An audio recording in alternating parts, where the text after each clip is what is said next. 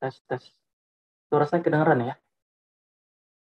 Oke, shalom teman-teman semua. Shalom Bapak Ibu Guru kalau ada bergabung di dalam Zoom ini.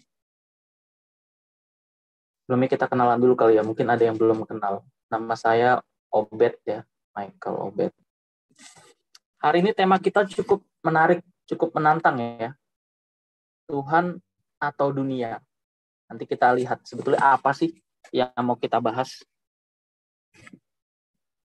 Recording in progress.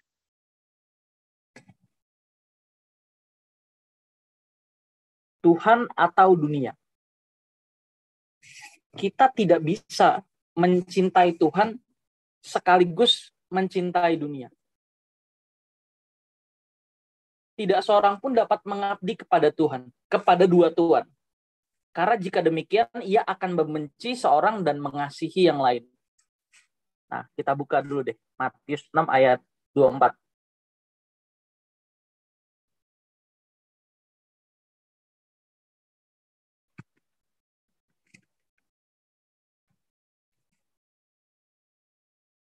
Udah?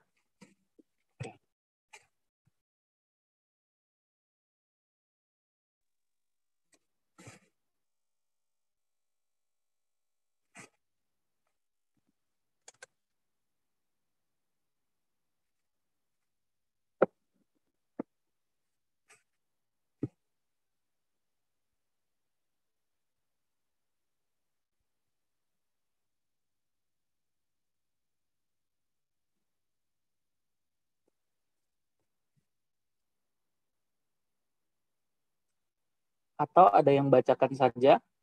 Siapa bisa bantu? Silakan.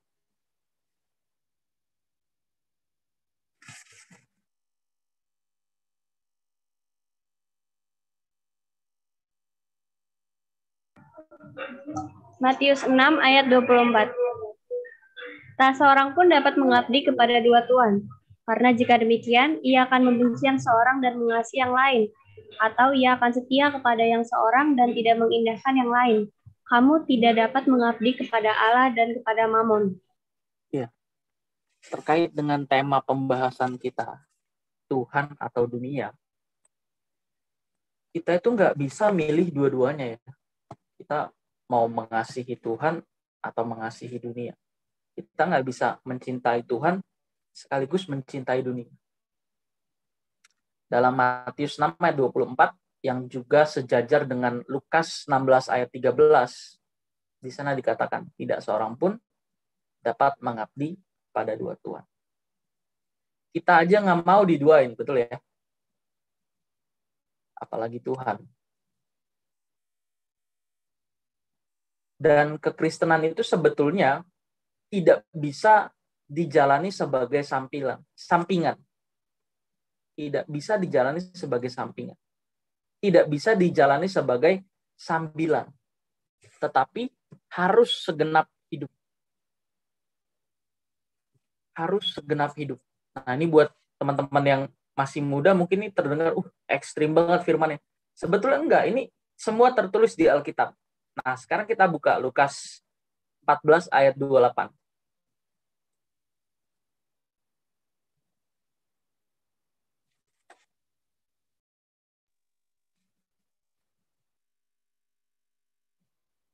Atau langsung ke ayat 33 deh. Lukas 14 ayat 33.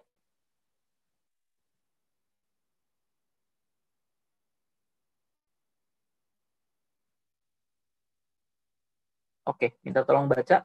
Satu orang, silakan.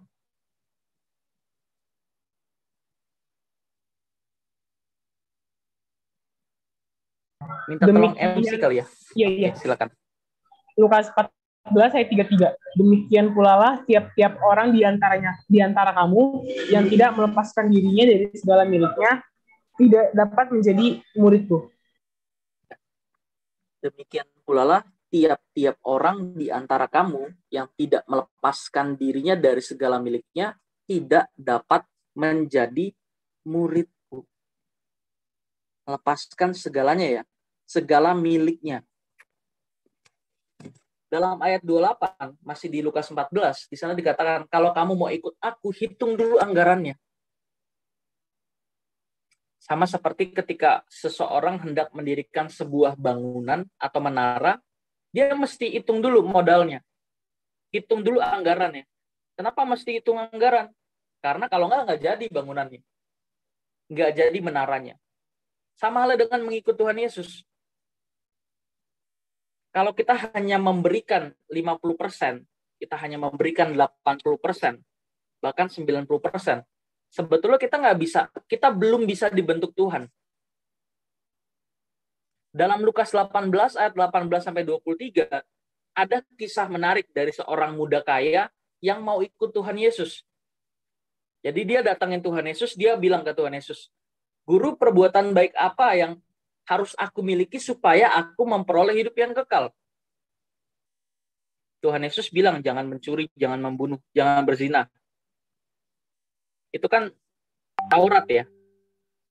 Dan orang muda kaya ini menyanggupinya. Dia mengatakan, aku sudah melakukan semuanya itu. Apalagi yang kurang? Apalagi yang kurang? Dalam melakukan Taurat, kalau kita berhasil melakukan 9, tapi gagal 1, ini nggak dihitung 9-nya. Jadi betapa susahnya melakukan Taurat itu. Dan orang muda kaya ini berhasil melakukan Taurat. Lalu dia datang pergi ke Tuhan Yesus, dia tanya, bagaimana caranya supaya aku memperoleh hidup yang kekal? Lakukan Taurat. Lalu bagaimana caranya supaya aku bisa ikut Engkau, Tuhan? Nah, ini jawaban yang tidak terduga ya. Yang mungkin orang kaya ini juga tidak menduga-duga Tuhan Yesus akan menjawab begini. Tuhan Yesus jawab, jual segala harta milikmu, bagikan kepada orang miskin, lalu datang kembali kemari ikut aku. Sejajar ya dengan Lukas 14 ayat 33 ya, yang tadi kita baca ya. Jikalau seseorang tidak melepaskan segala milik kepunyaannya, dia tidak layak menjadi murid. Loh, kok mesti semuanya sih? Kenapa mesti begitu? Coba deh. Tuhan Yesus kira-kira ngasih berapa sih? Ngasih apa sih ke kita sih? Tuhan Yesus tuh ngasih hidupnya loh. Kalau presiden datang ke rumah kita, terus melayani kita, kita terharu ya. Wah, presidennya seorang presiden yang merakyat. Dia begitu mencintai rakyat, bahkan bertemu dengan kita pasti terharu. Atau memberikan bantuan secara langsung. Nah, ini Tuhan jadi manusia. Memberikan hidupnya untuk menjadi korban di atas salib. Yang salah kita yang dihukum Tuhan Yesus. Coba bayangin. Jadi kalau ada pertanyaan, kenapa kita harus mengasihi Tuhan segenap hidup kita? Kalau enggak, kita nggak bisa dibentuk. Di cerita Lukas 18 ayat 18 sampai akhir dari ayat itu, orang muda kaya itu akhirnya jawab gini. Orang muda kaya itu ngerespon begini. Dia sedih. Kenapa? Karena banyak sekali hartanya. Tadi pertanyaan pertama apa? Bagaimana cara supaya aku dapat memperoleh hidup yang kekal? Lakukan Taurat. Bagaimana cara supaya aku bisa ikut Engkau? Jual segala milikmu, bagikan kepada orang miskin, lalu datang kembali ikut aku. Orang muda kaya itu merespon dengan sedih hatinya. Nanti teman-teman bisa baca sendiri nih di Lukas 18 ayat 18 sampai 23. Dia sedih sekali karena banyak hartanya. Dengan kata lain, sebetulnya dia masih terikat. Masih terikat. Kalau kita terikat dengan Tuhan, segala sesuatu yang ada pada kita, yang Tuhan percayakan, yang Tuhan izinkan, tidak akan membuat kita terikat olehnya. Baik itu oleh apapun, ataupun siapapun. Baik itu kekayaan, jabatan, pasangan. Kita nggak akan terikat. Syaratnya apa? Terikat dengan Tuhan. Jadi bukan tanpa sebab Tuhan Yesus kurang kerjaan nyuruh orang muda kaya untuk jual segala miliknya. Sebab orang muda kaya ini meskipun sudah berhasil melakukan Taurat, tapi dia masih terikat dengan kekayaannya itu. Makanya nggak bisa dibentuk Tuhan. Bagaimana mau jadi sahabat Tuhan? Nah, nanti kita bahas ya kalau waktunya cukup ya. ada dua kata dalam bahasa Yunani, Philos dan Hetarios. Philos artinya sahabat Tuhan, Hetarios artinya teman. Tuhan Yesus menyebut Yudas sebagai Hetarios, teman. Nah, nanti kita lihat. Semoga waktunya cukup ya. Sekali lagi saya mau ulang pernyataan ini. Kekristenan itu tidak bisa menjadi sampingan, tidak bisa dijalani sebagai sambilan, tetapi harus segenap hidup. Kekristenan yang benar itu bukan sekedar menjalankan rutinitas beragama. Kalau kita baca di dalam Matius 5 ayat 20, di sana dikatakan, jikalau hidup keagamaanmu tidak lebih benar daripada orang Farisi dan ahli Taurat, kamu tidak masuk ke dalam kerajaan. Jikalau hidup keagamaanmu tidak lebih benar daripada orang Farisi dan ahli Taurat, kenapa kita dibandingkan dengan mereka? Karena mereka dijadikan sebagai simbol agama tertinggi. Kita mulai dapat clue ya, kalau orang Kristen itu nggak sama dengan agama lain. Kalau ada orang bilang semua agama mengajarkan kebaikan, betul, tapi Kristen mengajarkan kesempurnaan. Kita bisa lihat di Matius 5 ayat 48, haruslah kamu sempurna, sama seperti Bapamu yang di surga adalah. Menjadi sahabat Tuhan artinya menjadi sempurna, berfungsi sesuai dengan fungsinya. Kita dewasa sehingga bisa memberi segenap hidup kita ke Tuhan. Maksudnya gimana? Gini, apa bedanya anak kecil dan orang dewasa? Anak kecil minta ya. Perbedaan yang paling umum antara anak-anak dan orang dewasa. Anak kecil minta, orang dewasa memberi. Coba lihat di kebanyakan doa-doa dalam kebanyakan kita ya, nggak usah ngomongin agama lain ya. Meskipun di agama lain juga begitu. Tapi kita ngomongin kita aja. Biasanya gimana? Apakah kita minta ke Tuhan? Bukan berarti minta itu salah ya. Di Alkitab diajarin kalau kamu minta sesuai dengan kehendakku, maka kamu akan menerimanya. Tapi hari ini kita nggak bahas tentang doa, jadi kita mungkin hanya sekedar menyinggung saja ya. Agama masih membuka peluang, membuka celah supaya orang itu bisa menikmati dunia. Saya ulang, agama masih membuka peluang, masih membuka celah orang itu bisa menikmati dunia. Agama fokusnya apa sih? Melakukan hukum, melakukan peraturan, menjalankan syariat, rutinitas agama. Itu ciri dari agama. Taat hukum, peraturan, menjalankan syariat agama. Kalau agama masih membuka peluang, membuka celah orang dapat menikmati dunia, kekristenan itu sama sekali tidak. Kekristenan itu sangat berbeda. Bukan berarti kita nggak boleh punya banyak uang, terus kita nggak bisa menikmati hidup. Bisa. Kita bisa menikmati hidup, tapi tidak terikat. Nah, ini yang kerennya nih. Ini yang keren nih. Kekristenan tidak membuka peluang sama sekali kita menikmati dunia ini. Karena di dalam Lukas dikatakan serigala mempunyai liang, burung mempunyai sarang, tetapi anak manusia tidak mempunyai tempat untuk meletakkan kepalanya. Kekristenan sangatlah berbeda. Kekristenan adalah panggilan untuk menjadi sempurna. Panggilan untuk menjadi sempurna. Sahabat itu apa sih kalau dibilang kata sahabat? Sahabat itu orang dekat ya. Orang yang tahu cerita. Kalau kita punya sahabat, pasti obrolannya itu dalam. Pasti kalau ada sesuatu kita cerita ke dia. Atau hal-hal yang bersifat rahasia, bahkan privasi, kita share ke dia. Sama halnya dengan Tuhan. Kalau kita sahabatnya Tuhan, Tuhan akan memberitahukan kehendaknya. Maka nanti kita bahas ya, kata Hetarios dan Philos. Tuhan Yesus menyebut Yudas Hetarios. Bukankah Yudas ini ring satunya Tuhan Yesus? 12 orang rasul ternama, ring satunya Tuhan Yesus. Kenapa disebut teman?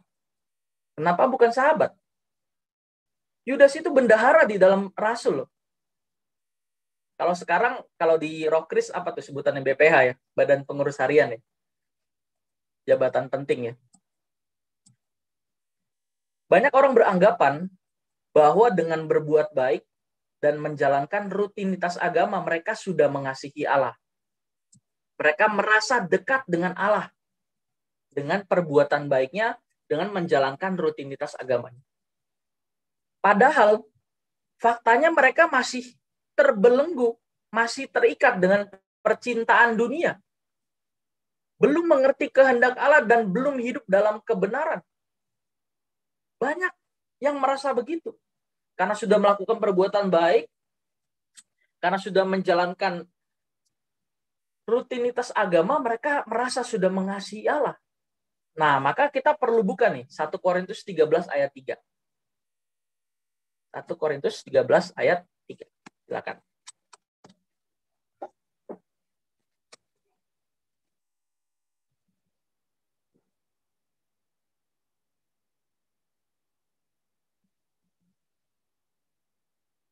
Oke, minta tolong dibaca lagi. 1 Korintus 13 ayat 3. Dan sekalipun aku membagi-bagikan segala sesuatu yang ada padaku, bahkan menyerahkan tubuhku untuk dibakar, tapi jika aku tidak mempunyai kasih, sedikit pun tidak ada faedahnya bagiku. Perhatikan ayat ini. Dan sekalipun aku membagikan segala sesuatu yang ada padaku, orang baik nggak? Pertanyaan saya. Orang baik nggak? Bahkan menyerahkan tubuhku untuk dibakar. Dia berkorban. Baik nggak orang ini? Baik. Tapi kita lihat. Kita lihat kalimat selanjutnya. Tetapi jika aku tidak mempunyai kasih, sedikit pun itu tidak ada faedah. Faedah itu gunanya. Nggak ada gunanya bagiku. Nah loh. Tetapi jika aku tidak memiliki, tidak mempunyai kasih, sedikit pun tidak ada faedahnya bagi. Nah, sekarang kita mulai bertanya-tanya, apa kasih itu? Kasih itu bukan perbuatan baik. Kasih itu bukan positive thinking. Kasih itu artinya melakukan segala sesuatu sesuai pikiran perasaan Allah. Itu namanya kasih. Mengasihi artinya menyatakan pikiran perasaan Allah. Oke, gampangnya gini. Kasih itu adalah perbuatan baik yang disuruh Tuhan. Itu namanya kasih. Jadi kalau orang merasa berbuat baik, menjalankan rutinitas agama, lalu dia merasa dirinya itu dekat dengan Allah, merasa sudah melakukan kehendak Allah, dia belum mengerti kebenaran. Belum mengerti kebenaran. Perbuatan baik yang dikehendaki Tuhan atas orang percaya adalah perbuatan baik yang kita lakukan yang mendatangkan kemuliaan Allah. Maksudnya gini, kita buat baik ke orang. Tapi kita apa? Gimana membahasakannya? Perbuatan baik yang kita tujukan ke orang lain itu supaya orang lain itu melihat kebaikan Tuhan.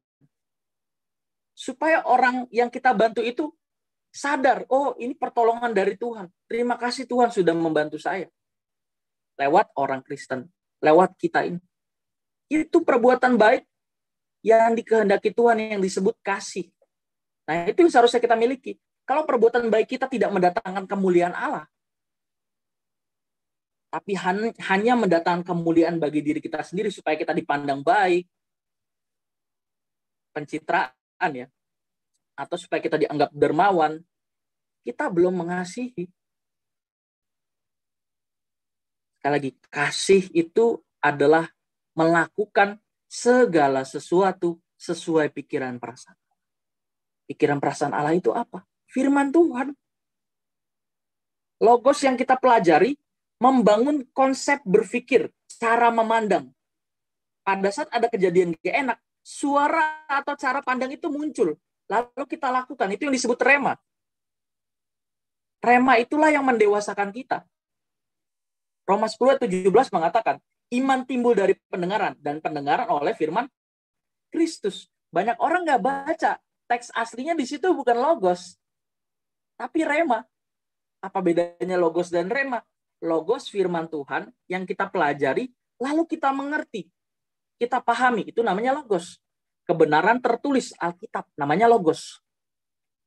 Kalau rema apa? Rema itu adalah kebenaran Tuhan yang kita pelajari, lalu bersuara pada saat ada kejadian tertentu, kejadian yang gak enak, yang membuat kita memilih, mau melakukan kehendak Tuhan, suara firman, atau kita memutuskan untuk tidak melakukan firman Tuhan. Kalau kita memilih untuk melakukan firman itu yang dinamakan rema. Dan kata firman dalam Roma 10 ayat 17 itu bukan logos, tapi rema. Iman timbul dari pendengaran dan pendengaran oleh rema atau Kristus. Orang kalau cuma baca firman, bukan berarti saya menyalahkan baca firman ya. Baca firman bagus, tapi perintah di Alkitab bukan baca firman, bukan baca Alkitab. Merenungkan. Di mana ayatnya? Mazmur 1 ayat 2. Nanti silakan dibuka masing-masing ya. Merenungkan firman. Orang yang merenungkan firman Tuhan lalu melakukannya, itulah yang menimbulkan iman.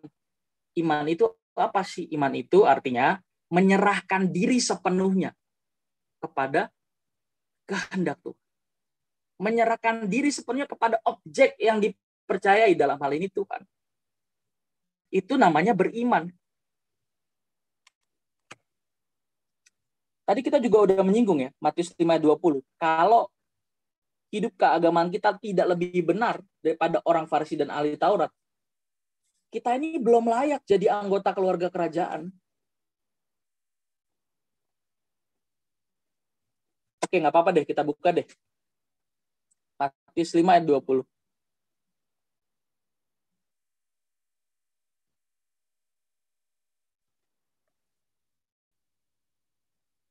Sepertinya ayatnya tidak usah di-close ya, supaya lebih cepat ketika share screen dan unshare screen kan butuh waktu ya, nggak apa-apa. Oke, silakan dibaca. Maka aku berkata kepadamu, jika hidup keagamaanmu tidak lebih benar daripada hidup keagamaan ahli-ahli Taurat dan orang-orang Farisi, sesungguhnya kamu tidak akan masuk ke dalam kerajaan sorga. Iya. Ahli Taurat dan orang Farisi itu jadi simbol agama, simbol orang beragama yang tertinggi.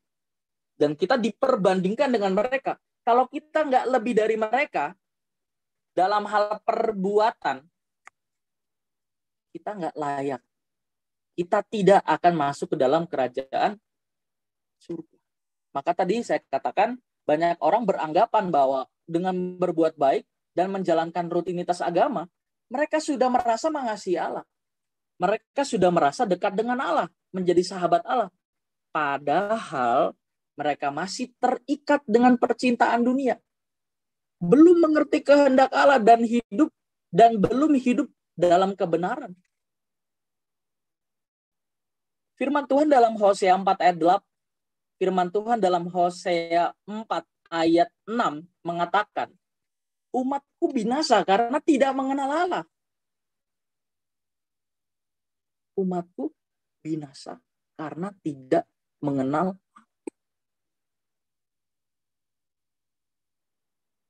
Tahukah bahwa orang-orang Kristen itu adalah orang-orang yang dipilih untuk bisa memiliki hubungan yang eksklusif, hubungan yang dekat dengan Tuhan, yaitu menjadi saudara. Ayatnya di mana? Roma 8 ayat 29. Menjadi sahabat. Ayatnya di mana? Yohanes 15 ayat 16. Dan menjadi pengawal Tuhan. Oke, kita buka dulu deh. Menjadi sahabat ya. Yohanes 15 ayat 16.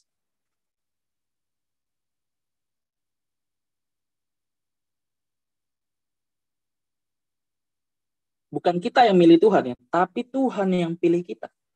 Dan ini merupakan privilege. Merupakan hak istimewa.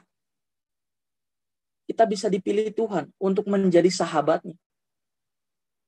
Oke, dibaca.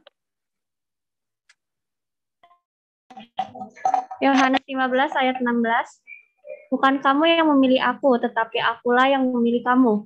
Dan aku telah menetapkan kamu supaya kamu pergi dan menghasilkan buah, dan buahmu itu tetap. Supaya apa yang kamu minta kepada Bapa dalam namaku diberikannya kepadamu. Iya, supaya apa yang kamu minta kepada Bapa dalam namaku diberikannya kepada. Bukan kamu yang memilih aku, tapi aku yang memilih kamu. Nah, kita buka satu ayat lagi yang sama membicarakan soal ini, Roma 8 ayat 29.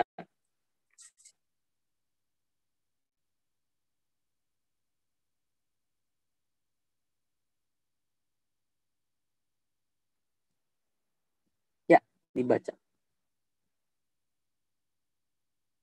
Sebab semua orang yang dipilihnya dari semula, mereka juga ditentukannya dari semula untuk menjadi serupa dengan gambaran anaknya, supaya ia, anaknya itu, menjadi yang sulung di antara banyak saudara. Iya, sebab semua orang yang dipilihnya dari semula, mereka juga ditentukannya dari semula untuk menjadi serupa dengan gambaran anak. Kita harus berlapang dada ya. Kalau ada saudara kita atau sahabat kita yang bukan meyakini Tuhan Yesus sebagai Tuhan, non-Kristen maksudnya. Mereka tidak dipilih untuk menjadi serupa dengan gambaran anaknya. Tetapi mereka tetap bisa masuk surga. Ini kabar baiknya. Asal mereka tidak membenci dan menghujat Yesus. Maka kita harus menjaga perilaku kita supaya kita jangan membenci, sehingga orang yang membenci kita membenci Tuhan. Pasti tidak salah.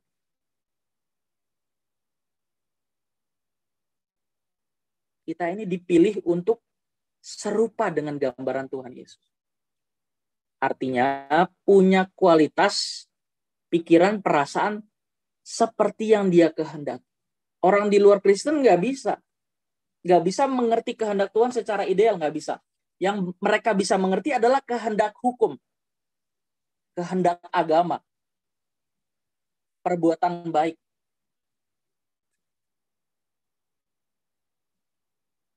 Tapi mereka masih tetap bisa masuk ke dalam kerajaan.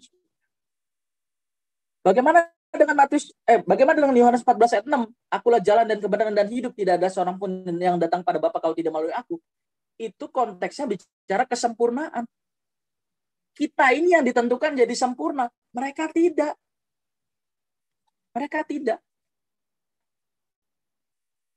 Jadi jangan pakai Yohanes 14 ayat 6 untuk mengkafir-kafirkan saudara kita. Mereka nggak dipilih. Mereka nggak bisa sempurna. Nah, maka dalam Lukas 12 ayat 48 dikatakan, setiap orang yang diberi banyak, daripadanya akan banyak dituntut. Dan kepada siapa yang banyak dipercayakan, daripadanya akan lebih banyak dituntut. Kita ini dipilih Tuhan untuk menjadi serupa dengan gambaran Tuhan Yesus. Untuk memiliki kehidupan yang luar biasa. Di atas kehidupan orang-orang Farisi dan ahli Taurat. Kalau agama yang menjadi tujuannya adalah melakukan kehendak hukum dan peraturan, kalau kita melakukan kehendak Tuhan. Hukum kita adalah kehendak Tuhan. Hukum kita kehendak Tuhan. Terus Taurat bagaimana? Iya, Taurat mesti lewat dulu. Gimana kita mau jadi sempurna kalau kita nggak bisa menjadi orang baik? Tapi tujuan orang Kristen itu dikasih privilege, Yohanes 1 ayat 12 ya, kepada setiap orang yang menerimanya diberinya kuasa supaya menjadi anak. Kita yang dikasih fasilitas itu dituntut untuk jadi sempurna. Tentu sempurna di sini bukan sempurna sudut pandang manusia ya, menguasai berbagai ilmu pengetahuan, bukan. Sempurna di sini artinya tepat tindakannya. Berfungsi sesuai dengan fungsinya. Kata sempurna dalam teks aslinya teleios. Artinya tepat sasaran, berfungsi sesuai dengan fungsinya. Tepat tindakannya. Maksudnya tepat tindakannya tadi kasih.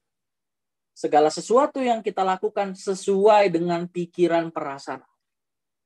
Kita bisa melakukan kehendak Allah dengan sempurna. Karena kehendak Allah itu sendiri yang menjadi hukumnya. The Lord is my law. Dalam Yakobus 4 ayat 4 dikatakan, hai kamu orang yang tidak setia. Nah, sekarang kita masuk ke ini ya, sahabat ya. Dalam Yakobus 4 ayat 4 dikatakan, hai kamu orang yang tidak setia, tidaklah kamu tahu bahwa persahabatan dengan dunia adalah permusuhan dengan Allah. Jadi barang siapa hendak menjadi sahabat dunia, ia menjadikan dirinya sebagai musuh. Di awal pembahasan tadi kita sudah belajar ya. Kita itu nggak bisa mencintai Tuhan sekaligus mencintai dunia. Kalau kita pun berada di posisi itu, kita akan menjadi kaum yang suam-suam kuku.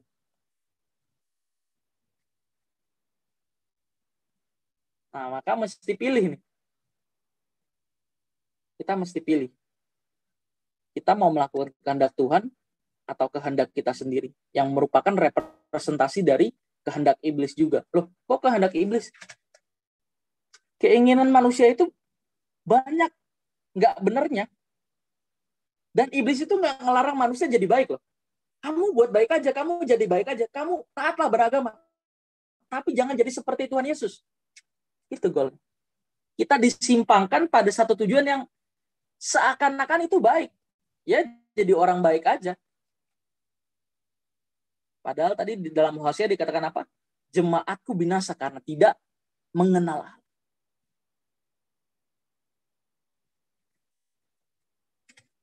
Jadi barang siapa hendak menjadi sahabat dunia ini, ia menjadikan dirinya sebagai musuh Allah. Seseorang yang bersahabat dengan dunia adalah seseorang yang terikat dengan percintaan dunia. Nah, jadi kalau ditanya apa yang dimaksud dengan bersahabat dengan dunia? Bersahabat dengan dunia adalah orang yang terikat dengan percintaan dunia. Ada di 1 Yohanes 2 ayat 15-17. Kita buka cepat-cepat ya. 1 Yohanes 2 ayat 15-17.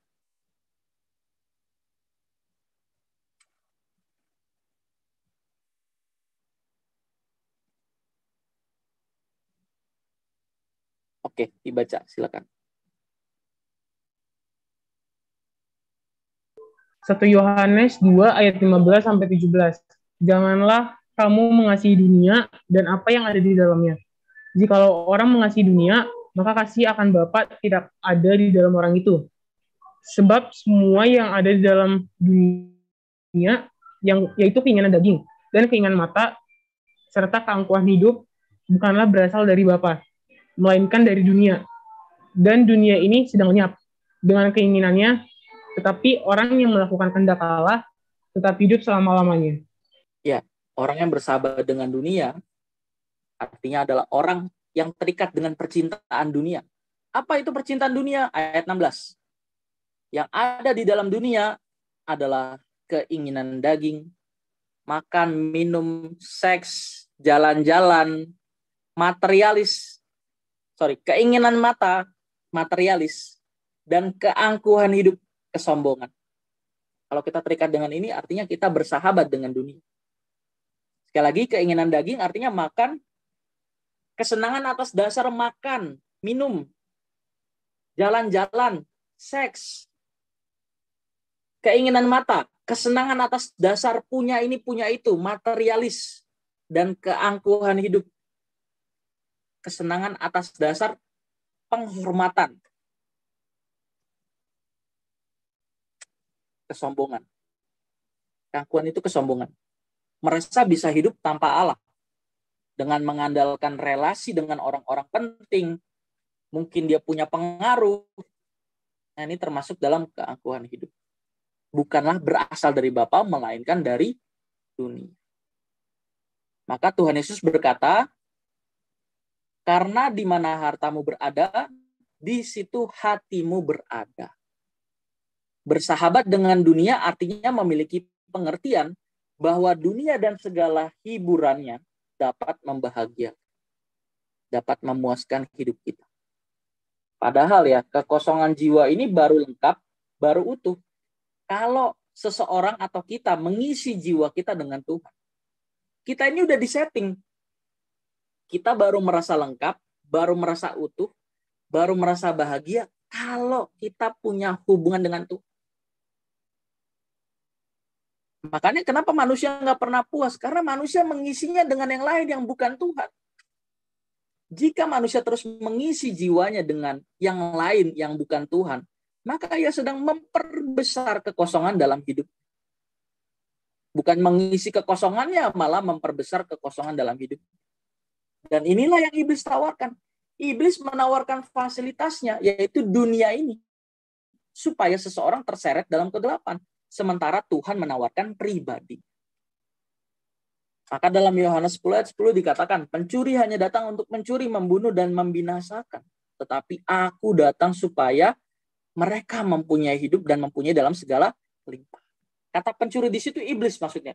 Iblis datang hanya untuk mencuri, membunuh, dan membinasakan jiwa. Jiwa itu apa? Pikiran, perasaan, dan keinginan. Itu yang iblis sesatkan. Pikiran, perasaan, dan keinginan.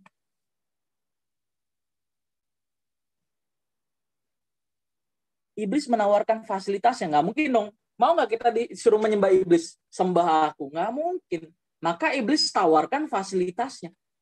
Kalau kita terikat dengan fasilitasnya itu, yang dinamakan tadi percintaan dunia, kita menyembah iblis sebetulnya. Sementara Tuhan tidak menawarkan fasilitasnya, Tuhan menawarkan pribadinya. Akulah jalan dan kebenaran dan hidup. Tuhan menawarkan pribadinya. Bersahabat dengan Tuhan. Nah, oke, sekarang kita bahas. Bersahabat dengan Tuhan itu apa sih? Tadi bersahabat dengan dunia artinya terikat, terbelenggu dengan percintaan dunia. Nah, kalau bersahabat dengan Tuhan apa? Bersahabat dengan Tuhan sebetulnya sama artinya dengan menempatkan diri dengan benar di hadapan Tuhan. Atau menempatkan Tuhan di tempat terhormat dalam hidup ini. Hal ini tidak dapat terjadi kalau seseorang sudah terlanjur menempatkan yang lain di tempat terhormat. Simple, gampangnya gini sederhananya. Hanya ada satu kursi di dalam batin kita, di dalam hati kita. Hanya ada satu kursi. Pertanyaannya adalah siapa yang duduk di sana? Tuhan atau kita? Atau kuasa kegelapan? Nah, sekarang pertanyaannya sahabat. Kan tema kita Tuhan atau dunia. Tuhan atau dunia. Sebetulnya ini mau bahas soal kita ini mau menjadikan Tuhan sahabat atau menjadikan dunia sahabat sih. Sekarang kita buka Yohanes 15 ayat 13-15. Sahabat itu apa sih sebetulnya? Oke, kita buka ya. Yohanes 15 ayat 13 sampai 15.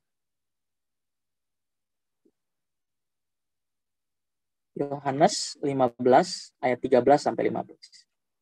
Nah, ini yang kita buka adalah ciri-ciri seorang sahabat. Kalau kita mengaku sahabat Tuhan, nah ini kita mesti baca ayat ini. Oke, monggo dibaca.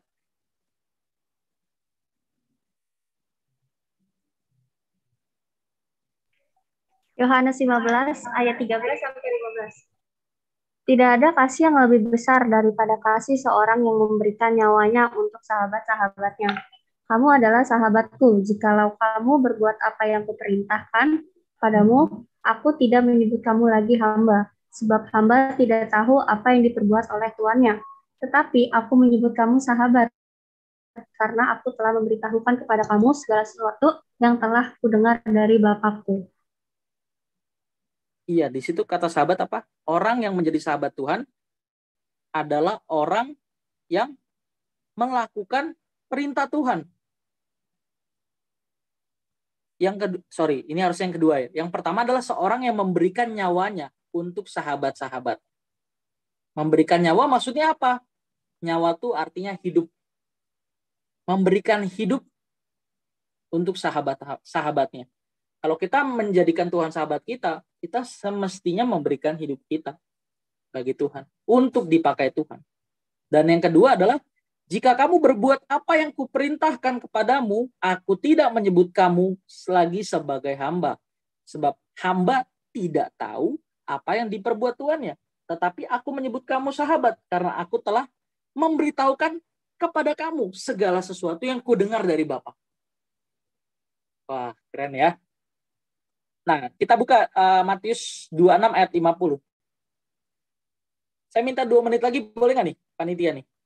Udah pas nih, hampir masuk ke kesimpulan nih. Bisa? Boleh ya? Oke, dibaca. Oh, oke, baik. Ya, dibaca silakan. Tetapi Yesus berkata kepadanya, "Hai teman, untuk itukah engkau datang?" Maka majulah mereka memegang Yesus dan menangkapnya. Iya. Tahu nggak, itu Tuhan Yesus lagi ngobrol sama siapa? Yudas. Loh, Yudas ini orang ring satunya Tuhan Yesus loh. Bendahara di 12 rasul. Kenapa disebut teman? Coba bayangkan. Kira-kira kenapa? Apa bedanya teman sama sahabat?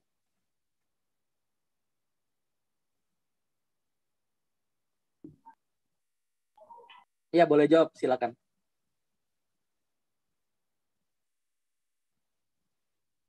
Apa bedanya teman sama sahabat?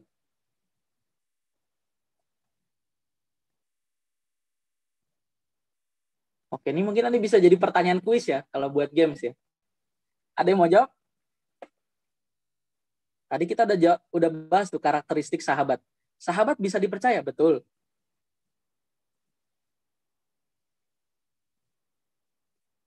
Bedanya nih, gampangnya gini. Kalau ada teman biasa sama sahabat minta tolong ke kita, padahal kita lagi capek. Kalau teman minta tolong ke kita pas kita lagi capek, gimana respon kita? Biasa aja biasanya kan. Tapi kalau sahabat, teman dekat yang minta tolong, waduh, sungkan untuk ditolak.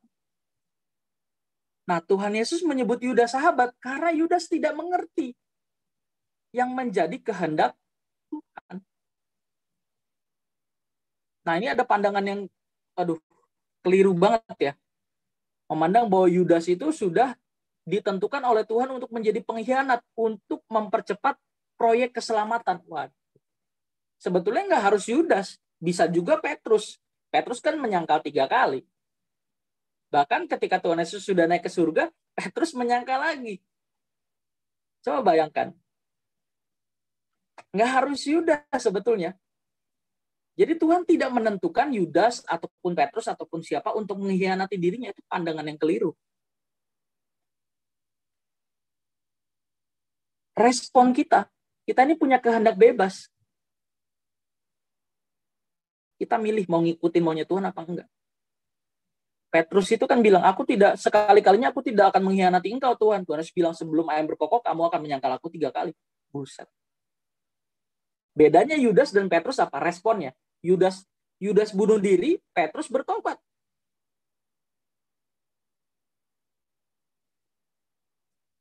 Jadi sebutan Tuhan Yesus ke Yudas ini cukup mengagetkan ya. Kenapa? Teman-teman perhatiin nggak? Pernah berpikir nggak? Kenapa Tuhan Yesus nyebut Yudas teman? Kenapa bukan sahabat? Sebetulnya jelas dari sini. Karena Yudas tidak mengerti apa yang menjadi kehendak Tuhan Yesus. Bahkan mengkhianati dia. Nah, aplikasinya. Implikasi itu kaitan. Aplikasi itu penerapan. Kalau dibilang kita itu menjadi sahabat Tuhan atau dunia, sekarang kita bahas apa itu menjadi sahabat Tuhan. Tuhan itu nggak kelihatan. Tadi kita udah bahas menjadi sahabat Tuhan itu artinya menempatkan Tuhan di tempat yang terhormat. Memberi nilai tinggi kepada Tuhan. Itu namanya sahabat. Menjadi sahabat Tuhan. Memberi nilai tinggi Tuhan. Yang sama dengan memberi nilai tinggi pada perkara-perkara rohani.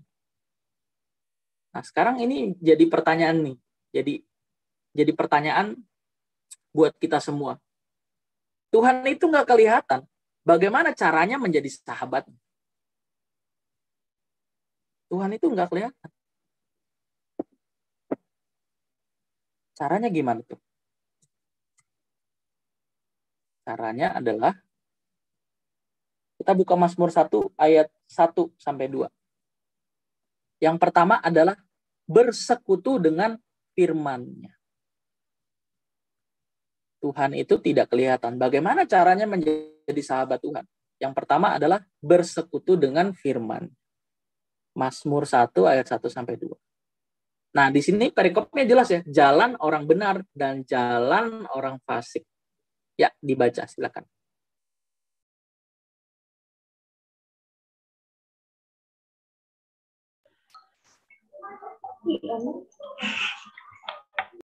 Berbahagialah orang yang tidak berjalan menurut nasihat orang fasik, yang tidak berdiri di jalan orang berdosa, dan yang tidak duduk dalam kumpulan pencemooh, tetapi yang kesukaannya ialah Taurat Tuhan, dan yang merenungkan Taurat itu siang dan malam. Iya, berbahagialah orang yang tidak berjalan menurut nasihat orang fasik. Orang fasik itu orangnya udah tahu benar, tapi dia memilih melakukan yang salah. Fasik namanya. Dia udah tahu yang benar nih, tapi dia nggak melakukan yang benar itu. Namanya fasik. Yang tidak berdiri di jalan orang berdosa. Jelas orang berdosa ya.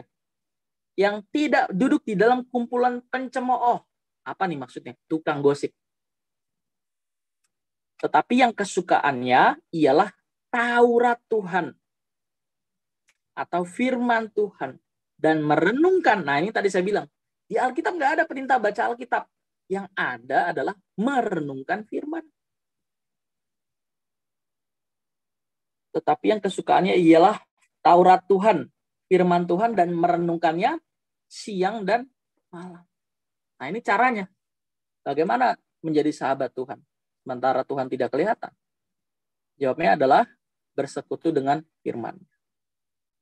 Yang kedua adalah bersekutu dengan sesama orang percaya. Ini komunitas. Kayak kita sekarang. Kita buka 1 Korintus 15 ayat 33. Ini MC-nya capek nih ya. Baca ayat mulu ya. Boleh deh gantian siapa deh. Kalau MC-nya udah capek ya. Tapi kalau masih kuat nggak apa-apa. Tanda ya. Oke, silakan. Janganlah kamu sesat. Pergaulan yang buruk merusak kebiasaan yang baik. Yes, janganlah kamu sesat. Pergaulan yang buruk merusak kebiasaan baik.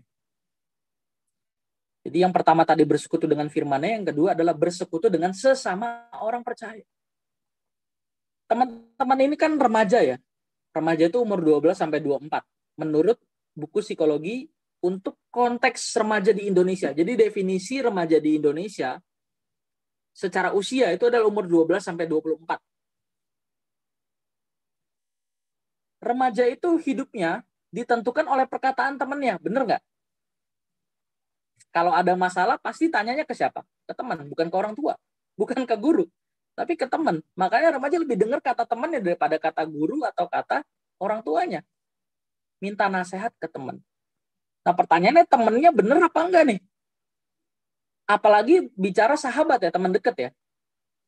Kalau kita udah teman, terus teman dekat ya, di situ ada aktivitas bertukar pikiran.